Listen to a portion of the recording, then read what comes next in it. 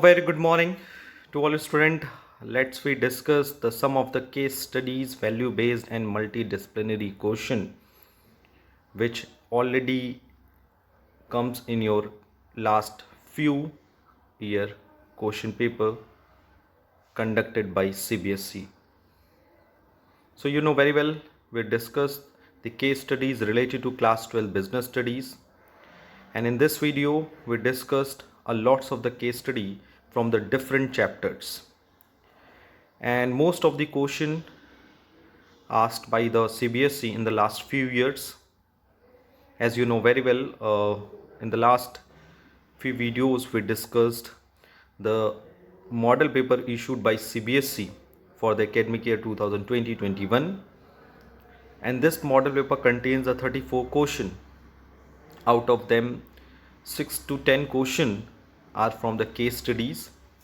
So it is very important to studied after the theoretical parts given in the book. Let's we discuss the case study from the different chapters. So without creating any delay, let's we discuss the case studies from the different chapters. The first case studies which are related to the business environment chapters, as you know very well. The question is, Rajiv, the owner of Pathways Construction, decided to start a campaign to create awareness among people for developing clean surrounding in their area.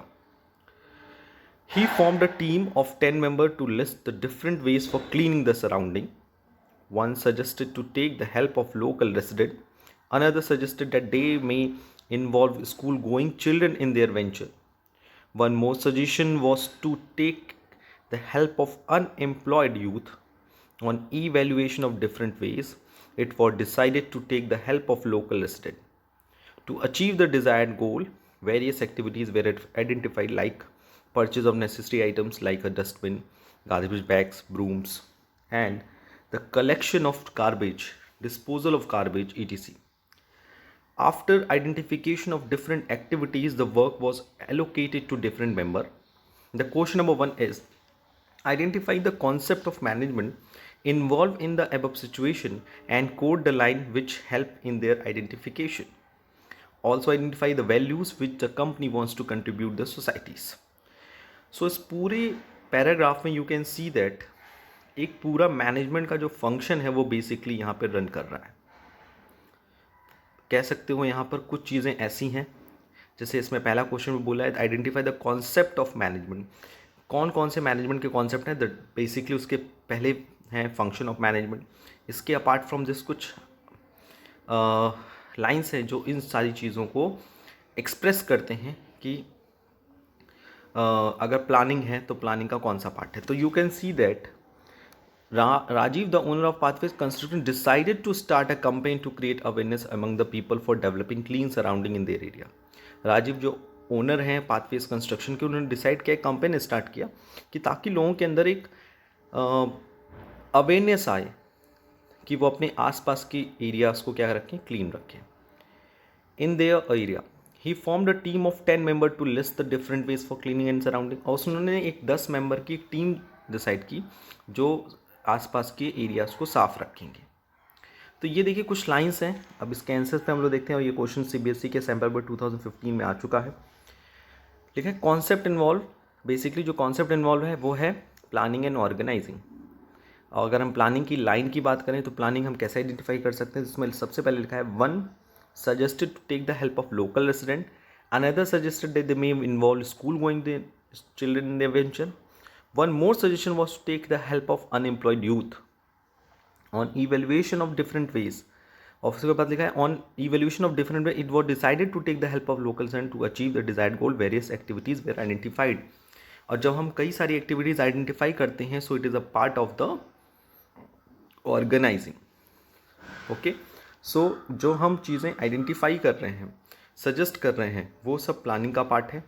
Where as organising के लिए हम लोग क्या कर रहे हैं, चीज़ों को डिफाइन किया है, क्योंकि ऑर्गेनाइजिंग का सबसे पहला पार्ट होता है आइडेंटिफिकेशन ऑफ द वर्क.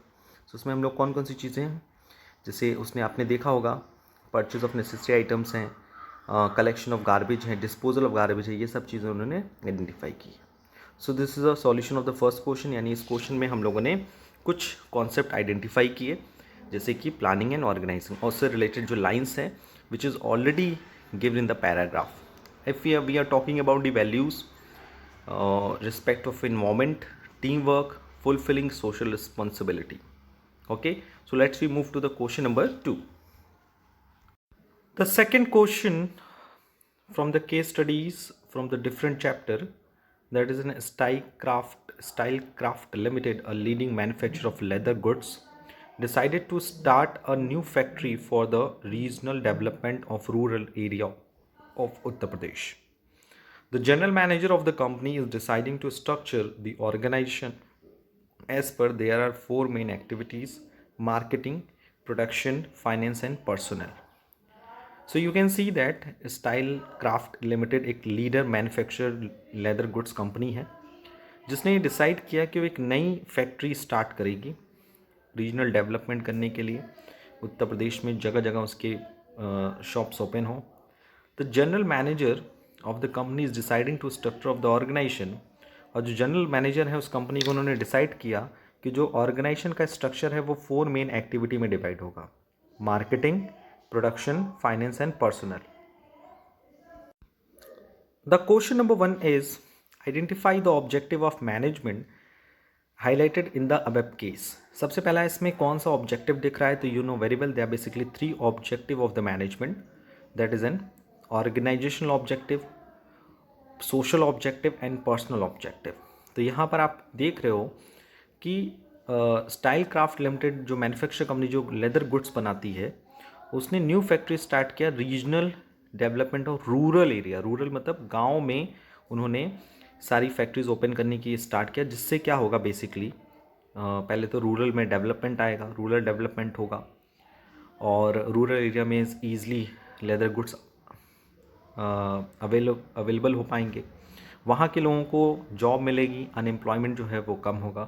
तो इट इज़ एन अगर हम बात करें it is an objective of organisation, no, it is an objective of the personal point of view, no. क्या ये सोसाइटी के लिए वेलफेयर है? यस. सो सोशल ऑब्जेक्टिव यहाँ कंप्लीट होता है and the right answer is social objective. The question number 3 इज Kaiko Limited is manufacturing detergent. They decided to launch a new range of herbal products as they are in a hurry and they have tested product on the animal only. The necessary information is missing on the package and the management also plans to launch a new factory in a tribal area where the required products are easily available and the labor, men, women and children are available for the work at low wages in the absence of the development opportunities and school. So you can see that इस paragraph में clearly पूछा हुआ है कि काइको limited detergent बनाती है, उसने decide किया कि वो हर्बल प्रोडक्ट का न्यू रेंज लॉन्च करेगी.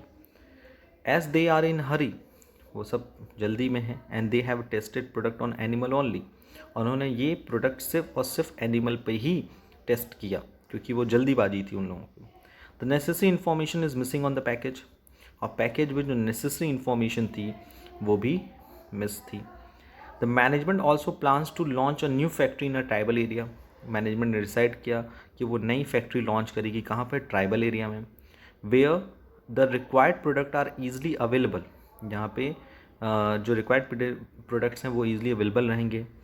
And the labour, man, women and ली children are available for the work, क्योंकि वहाँ पर पहले सबसे बड़ी चीज़ है कि न्यू फैक्ट्री ट्राइबल एरिया में लॉन्च करने की कोशिश की गई, यहाँ पर जो प्रोडक्ट जो उनको मैन्युफैक्चर करें वो ईजिली अवेलेबल हो जाएगा.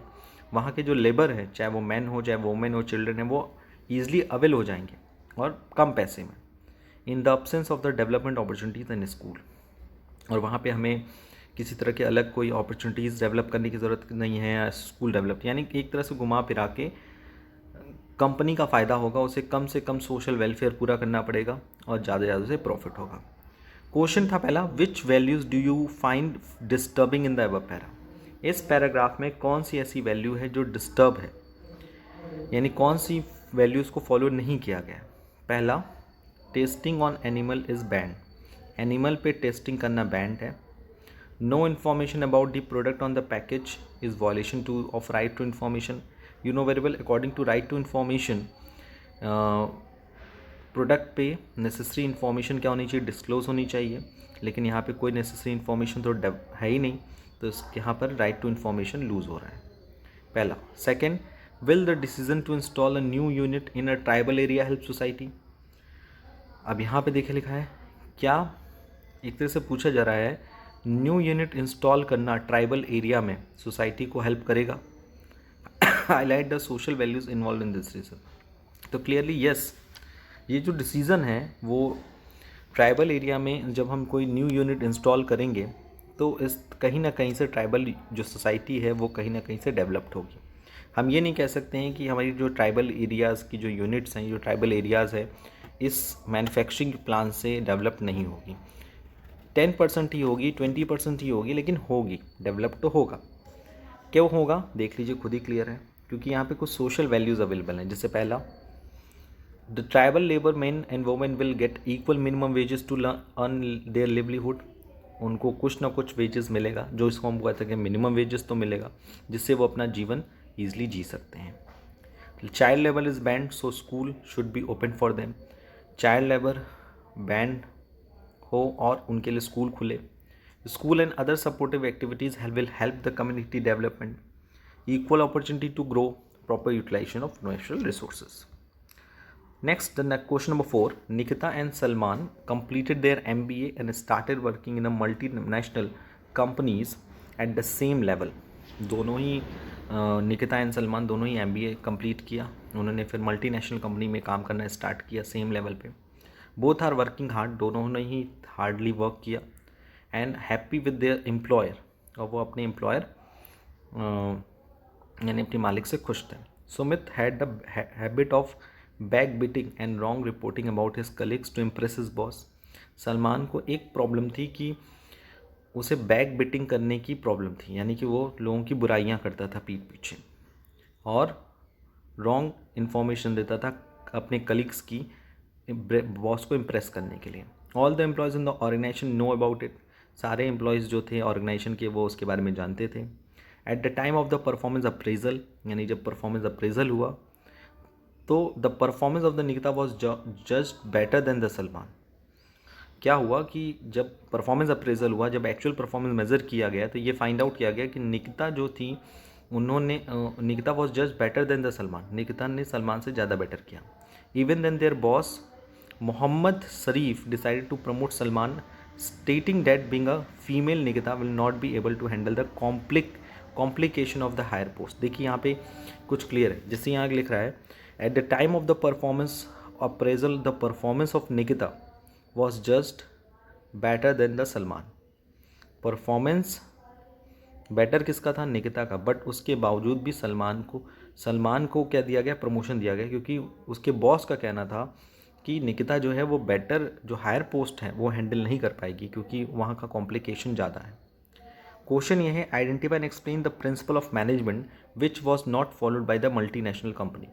आपको एक्सप्लेन करना है, आइडेंटिफाई करना है प्रिंसिपल ऑफ मैनेजमेंट को जो कि मल्टीनेशनल कंपनी ने फॉलो नहीं किया। Second, identify the values which are being ignored quoting the line from the above para. आपको ये भी बताना है कौन सी वैल्यूज़ यहाँ पे इग्नोर की गई है। पहला है the principle violated is equity. Why? Because you can see that Salman and Nikita दोनों के साथ इक्वल बिहेवियर नहीं हो रहा है।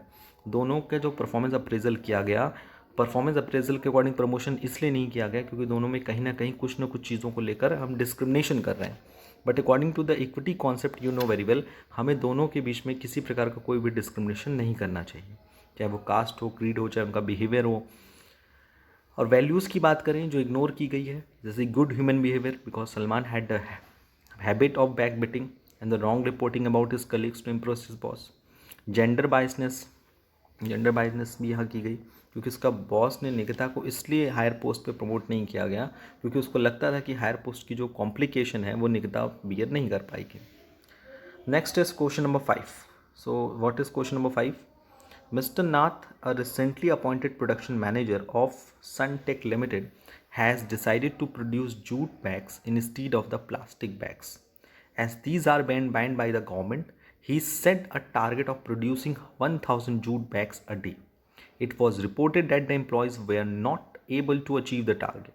After analysis, he found that employees were demotivated and not putting in their best for achieving the target. Mr. Nas's behavior is good towards the employees. His attitude is always positive. So he announced various incentive schemes for the employees, like installing award or certificate for the best performance. Second, rewarding an employee for giving valuable suggestion. Third, congratulating the employees for good performance. देखिए इसमें clearly लिखा हुआ है कि mister नाथ recently appoint हुए हैं Sunteck limited में for what purpose, decide हुए हैं जूट बैग्स प्रोडक्शन करना, और अपॉइंट हुए प्रोडक्शन मैनेजर, उन्होंने डिसाइड किया कि वो जूट बैग प्रोड्यूस करेंगे, प्लास्टिक बैग प्रोड्यूस नहीं करेंगे क्योंकि गवर्नमेंट ने इसे बैन कर दिया है। उन्होंने टारगेट किया कि वो हर डे 1000 जूट बैग क्या करेंगे, प्रोड्यूस करेंगे। फिर उन्होंने अपने employees, it was reported that the employees were not able to achieve the target, और ये रिपोर्ट किया गया एम्प्लॉयज़ अपने टारगेट को अचीव नहीं कर पा रहे हैं। उसके बाद उन्होंने सारी चीज़ें एनालाइज की। Employees were demotivated not putting in their best achieving the target, और ये भी फाइंड आउट किया गया कि एम्प्लॉयज़ डीमोटिवेटेड है, वो अपने टारगेट को अचीव नहीं कर पा रहे हैं। And mister Nath behaviour is goods toward the employees, mister Nath अपने एम्प्लॉयज से अच्छा बिहेवियर करते थे, उनका एटीट्यूड हमेशा पॉजिटिव होता था। सो उन्होंने अनाउंस किया कि वो इंसेंटिव इन स्कीम देंगे। किसको इंसेंटिव इन स्कीम देंगे? अपने एम्प्लॉयज़ को देंगे। कैसे देंगे? उनको अवार्ड देंगे, उनकी बेस्ट परफॉर्मेंस के उनको सर्टिफिकेट देंगे, और रिवॉर्ड देंगे एम्प्लॉयज़ को अगर कोई वैल्यूएबल सजेशन देता है तो, और एम्प्लॉयज़ को उनकी गुड परफॉर्मेंस के लिए कॉन्ग्रेचुलेट किया जाएगा। उसमें क्वेश्चन है, identify the function of management highlighted in the web paragraph. Second, state the incentive under the employees are motivated. State any 2 values which the production manager wants to communicate to society by his work and behaviour. So you can see that इस question में क्या हो रहा है। इस question में function of management कौन सा है? इस क्वेश्चन में है, जैसे आपने देखा उसने स्टैंडर्ड था 1000 यूनिट, और इसमें ये भी आपको देखने को मिल रहा है कि हम एक्चुअल परफॉर्मेंस को मेज़र किया कि अप टू मार्क नहीं है, तो ये कंट्रोलिंग का पार्ट होता है। कंट्रोलिंग में हम स्टैंडर्ड अप करते हैं, एक्चुअल परफॉर्मेंस मेज़र करते हैं, फिर डेविएशन कैलकुलेट करते हैं, एनालाइज करते हैं डेविएशन को, और साथ ही साथ इसमें हमने मोटिवेशन की भी बात की क्योंकि एम्प्लॉयज़ तो डीमोटिवेटेड है, तो motivation is a fact element of the directing. So इसमें डायरेक्टिंग फंक्शन को भी इन्वॉल्व किया गया है। कंट्रोलिंग क्यों किया गया? क्योंकि इसमें स्टैंडर्ड है, एक्चुअल परफॉर्मेंस है, डेविएशन का रीज़न है, और साथ ही साथ इसमें हम मोटिवेशन की बात कर रहे हैं। दैट्स वाई इसमें डायरेक्टिंग फंक्शन ऑफ मैनेजमेंट भी इंक्लूड है। नेक्स्ट है, state the incentive under which employees are motivated. आपको इसमें बताना है कौन कौन से इंसेंटिव की बात की गई है। तो incentive you can see that हम अवार्ड देंगे, सर्टिफिकेट देंगे बेस्ट परफॉर्मेंस के लिए। कोई एम्प्लॉय अगर वैल्यूबल सजेशन देगा तो उसको रिवॉर्ड किया जाएगा, कोई अच्छी परफॉर्मेंस देगा एम्प्लॉयज़ तो उनको कॉन्ग्रेचुलेट किया जाएगा। तो इसमें कौन सा इंसेंटिव है? That is a non monetary incentive. Non monetary incentive का इसमें एम्प्लॉय रिकॉग्नाइजेशन प्रोग्राम इंक्लूड किया गया है। और वैल्यूज़ की बात करें तो उसमें कुछ वैल्यूज़ है जैसे sensitivity to environment, good behaviour towards employee and team work with employees. इन सारी चीज़ों को इसमें इंक्लूड किया गया है। Okay, so this is an question number 5. Now we are moving to the next question, question number 6.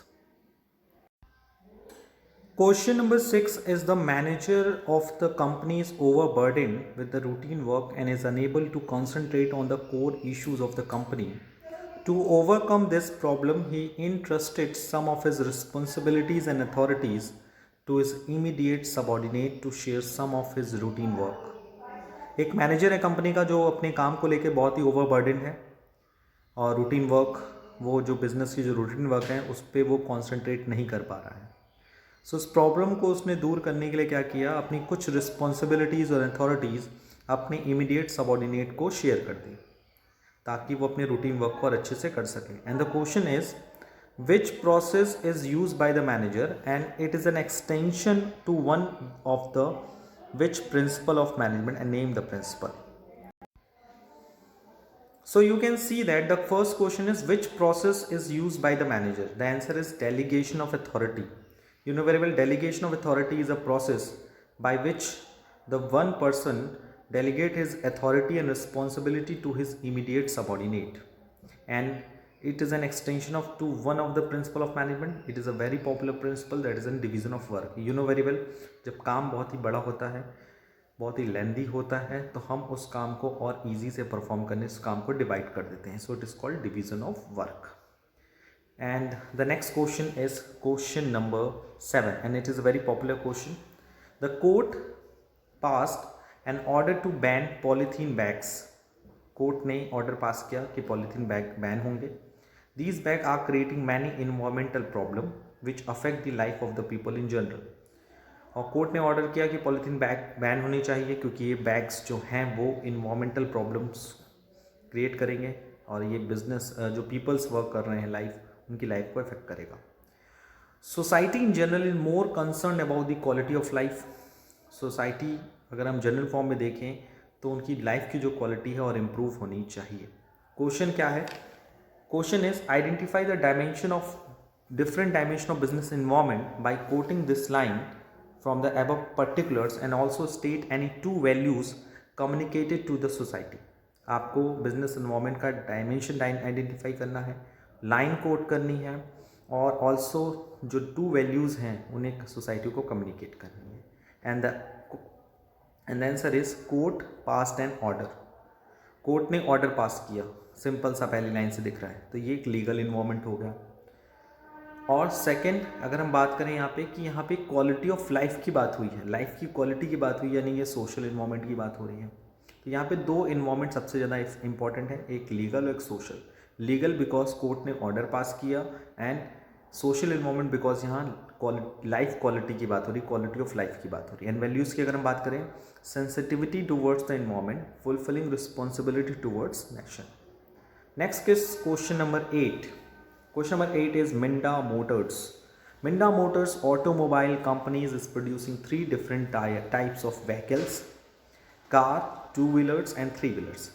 यानी कि जो Minda Motors कंपनीज हैं वो तीन तरह के डिफरेंट व्हीकल्स मैन्युफैक्चर या प्रोड्यूस करता है: car, two wheeler and three wheeler.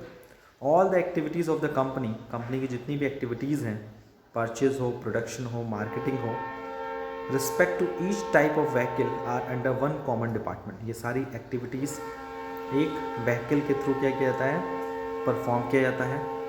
Due to this the company is enable to achieve overall.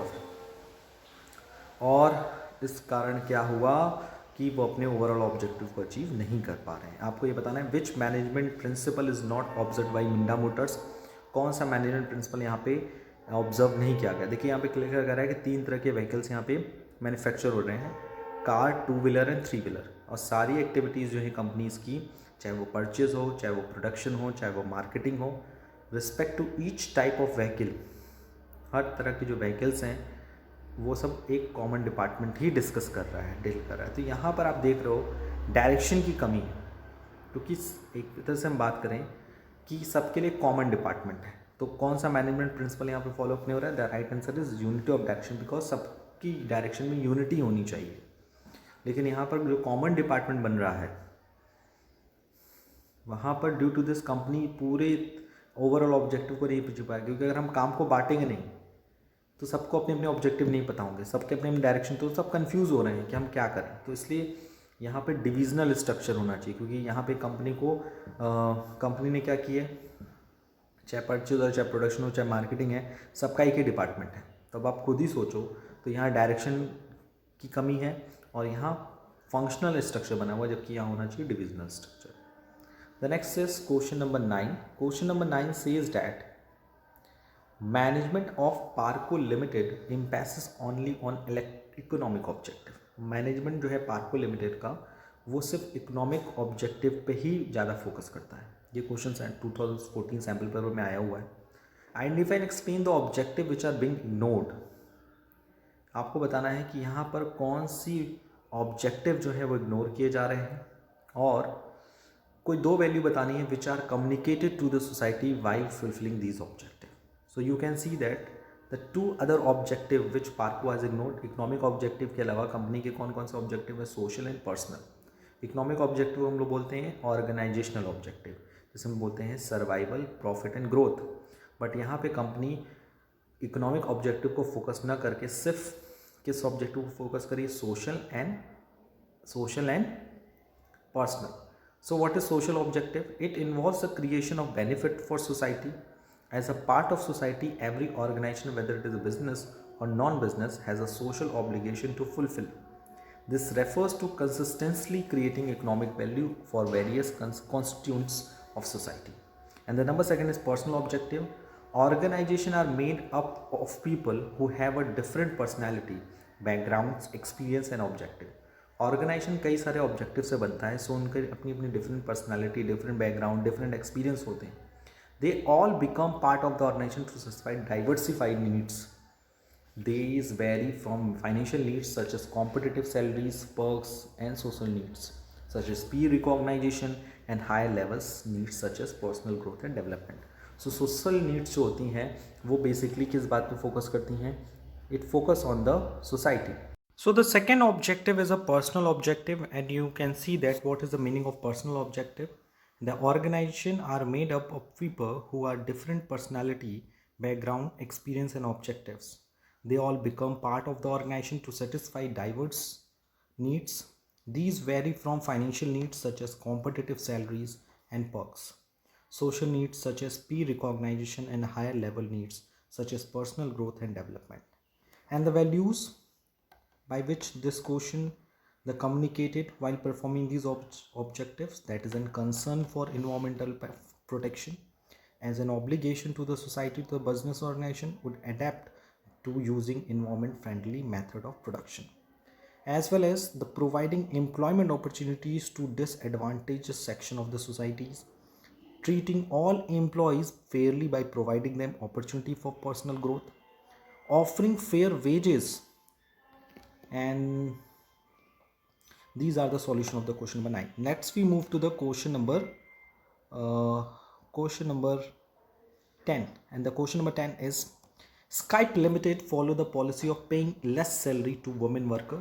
Skype Limited follow the policy of paying less salary to women workers as compared to men workers even if they do some work. This has caused a lot of problem for the companies as Women Empowerment Cell has asked all the women of that area to stop buying goods produced by Skype Limited.